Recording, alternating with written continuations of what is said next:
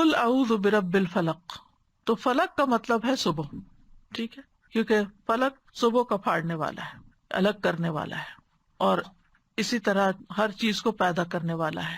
علماء کہتے ہیں کہ اس میں اس بات کی طرف اشارہ ہے کہ جو اندھیروں کو اجالے میں بدل دیتا ہے اور روشن کر دیتا ہے اور اندھیروں کو ختم کر دیتا ہے، تو وہ بیماری اور تکلیف کے اندھیروں کو بھی ختم کر سکتا ہے۔ یعنی جو ہستی، جو رب رات کو دن میں بدل دیتا ہے، وہ میرے دل کے غموں اور اندھیروں کو بھی دور کر کے اس کو روشن کر سکتا ہے، میرے دل کو بھی سکون عطا کر سکتا ہے۔ من شر ما خلق، ہر چیز کے شر سے جو اس نے پیدا کی، یعنی کسی بھی قسم کا شر، چاہے انسانی ہو یا حیوانی ہو یا جناتی ہو، یا پھر کوئی بجلی کا کڑکا ہو، یا کسی جانور سے متعلق ہو، یا آندھی ہو، طوفان یا پانی ہو، کچھ بھی ہو، دنیا اور آخرت دونوں میں ہر طرح کے شر سے بچانے والا صرف اور صرف اللہ ہی ہے۔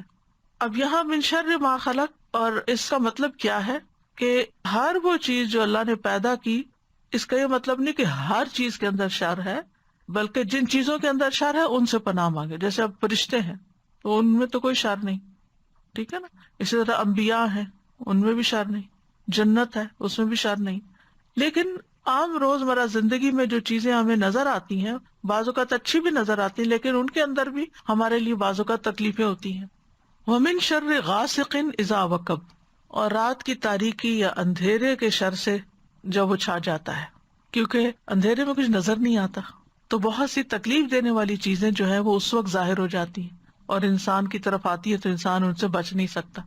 شام کے وقت ہی جنات کا غلبہ بھی ہوتا ہے، چور ڈاکو وغیرہ بھی اسی وقت حملہ آور ہوتے ہیں۔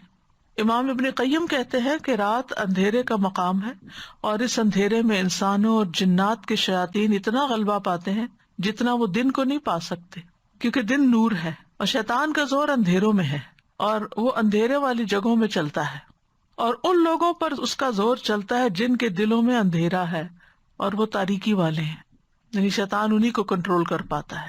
اسی وجہ سے رات کو جادو کا زیادہ غلبہ ہوتا ہے، رات کو اس کی تاثیر بڑھ جاتی ہے، تو لوگ جو جادو کرتے ہیں وہ رات کے وقت قبرستان جا کے غلط کام کرتے ہیں اور مختلف طرح کی چیزیں دباتے ہیں وہاں۔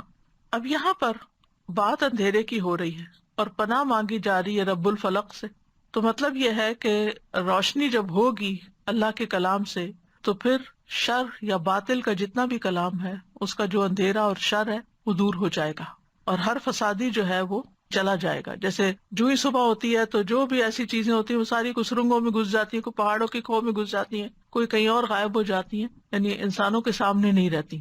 کیڑے مکوڑے بھی اپنے بلوں میں چلے جاتے ہیں، شیاطین جو راتوں کو پھیلتے ہیں وہ بھی کہیں سمٹ جاتے ہیں جا کے۔ تو یہاں پر اللہ تعالیٰ نے اپنے بندوں کو ایک طرح سے حکم دیا ہے کہ وہ نور کو طلب کرے تاکہ اندھیروں کا مقابلہ کر سکیں۔ اللہ تعالیٰ نے اپنی کتاب میں قرآن مجید کو بھی نور کہا ہے، اللہ ولی الذین آمنوا یخرجہم من الظلمات الی النور، اللہ ایمان والوں کا دوست ہے، انہیں اندھیروں سے روشنی کی طرف نکال لے جاتا ہے۔ تو ایمان نور ہے جبکہ کفر اور شرک اندھیرا ہے۔ پھر فرمایا ومن شر النفاثات فی العقد، اور جادوگر عورتوں کے شر سے جو اپنے جادو سے گروں میں پھونک مار کے مدد لیتی ہیں، یعنی جادوگروں یا جادوگرنیوں دونوں کے لیے استعمال ہوتا ہے۔ نفاثات، نفاثہ کی جمع ہے جو مؤنث بھی ہو سکتی ہے اور مبالغے کا صیغہ بھی ہو سکتا ہے، بہت زیادہ پھونکے مارنے والے جن کا کام ہی یہی ہے۔ ومن شر حاسد اذا حسد، اور حاسد کے شر سے جب وہ حسد کرے۔ حاسد وہ ہوتا ہے جو دوسرے کی نعمت اور خوشحالی کو نہیں دیکھ سکتا اور اس کے ختم ہونے کی آرزو کرتا ہے، یعنی تمنا کرتا ہے کہ دوسرے سے نعمت ختم ہو جائے۔ اور اذا حسد کے ساتھ اسے کیوں مقید کیا گیا؟ کیونکہ بعض اوقات حاسد نے حسد دل میں چھپایا ہوا ہوتا ہے، ظاہر نہیں کرتا، اور ایسے میں دوسرے انسان کو کوئی تکلیف نہیں ہوتی۔ اگر کوئی شخص کسی سے حسد کرتا ہے، آپ سے کرتا ہے، اور آپ کو پتہ ہی نہیں ہے، تو پھر آپ کو تو کوئی تکلیف نہیں ہوگی، نہ دل میں ہوگی نہ ویسے ہوگی۔ لیکن جب وہ حاسدانہ کوئی کام کرتا ہے، حاسدانہ نظروں سے دیکھتا ہے، یا کوئی ٹونٹ کرتا ہے، یا کوئی ایسی بات آپ کو سناتا ہے جس سے آپ کو تکلیف ہوتی ہے، تو اس وقت بھی انسان اللہ کی پناہ طلب کرے اور اس کے مقابلے پر ویسا نہ بن جائے۔ تو ان تمام قسم کے شر سے بچنے کے لیے ہمیں یہ سورت سکھائی گئی ہے۔ پھر سورت الناس ہے، قل اعوذ برب الناس، کہہ دیجیے میں انسانوں کے رب کی پناہ لیتا ہوں، ملک الناس، انسانوں کے بادشاہ کی، کیونکہ عام طور پر جب کسی کو کوئی پرابلم ہوتا ہے تو بادشاہوں کی طرف، بڑوں کی طرف جاتے ہیں، تو ہم سب سے بڑے بادشاہ کی طرف جاتے ہیں. الہ الناس، لوگوں کے معبود، یعنی اللہ سبحانہ تعالیٰ کی پناہ لیتے ہیں. تو ان تینوں میں اللہ تعالیٰ کی توحید اور اللہ تعالیٰ کی ملکیت یعنی بادشاہت اور توحید الوہیت کا ذکر ہے. اور ان چیزوں سے وسوسوں کے شر سے پناہ لینے کی بات ہے. آپ دیکھیں کہ پہلی صورت میں کتنی طرح کے شر تھے، لیکن اس صورت میں صرف وسوسوں کا شر ہے. تو اس سے کیا پتہ چلتا ہے کہ انسان کے سب سے بڑے دشمن اس کے اپنے ہی وسوسے ہیں جو اس کے دل میں آتے ہیں، چاہے اس کے اپنے نفس کی طرف سے آتے ہیں، کسی انسان کی طرف سے آتے ہیں، یا کسی شیطان کی طرف سے آتے ہیں. یہ جتنے نیگیٹو تھاٹس ہوتے ہیں جن کی کوئی بنیاد ہی نہیں ہوتی، کوئی اصل ہی نہیں ہوتی، یہ سب وسوسوں ہی کی شکل ہوتی ہے. یعنی کوئی ایک ایسی تکلیف دہ بات دل میں آ گئی، پھر ادھر سوچ کے اس سے انسان باہر نہیں نکل پاتا. اس کو بریک کرنا ضروری ہوتا ہے، اور اس کے لیے سب سے اہم ترین چیز ہے اللہ تعالیٰ کی پناہ لینا، اللہ سے مدد مانگنا.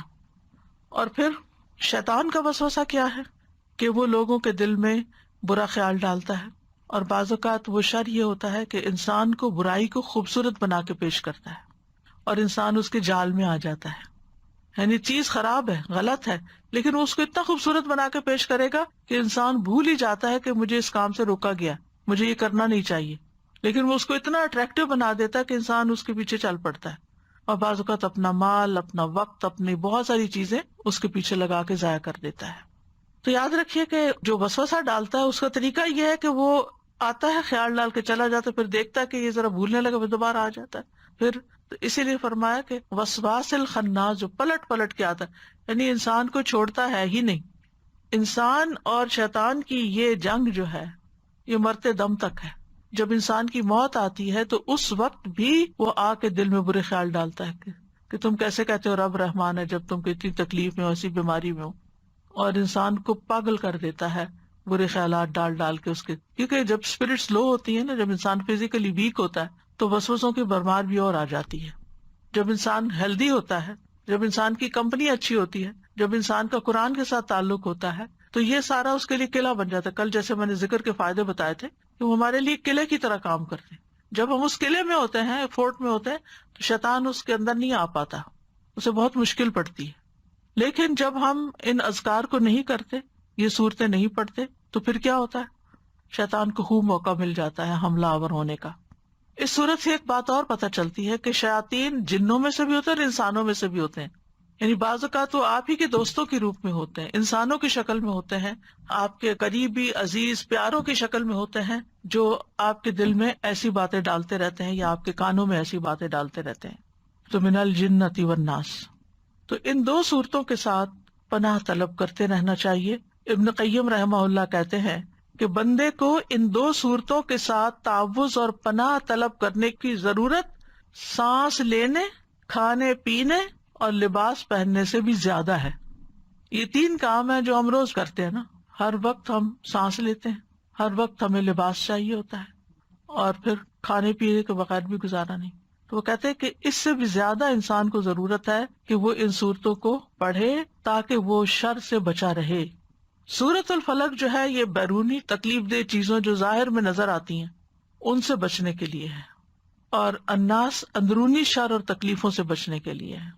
کیونکہ شیطان بھی چھپ کے وسوسہ ڈالتا، پتہ ہی نہیں چلتا، اور ہمارے نفس کے اندر سے جو خیالات اٹھتے وہ بھی نہیں پتہ چلتے. تو ہمیں ہر حال میں اللہ تعالیٰ کی پناہ لیتے رہنا چاہیے.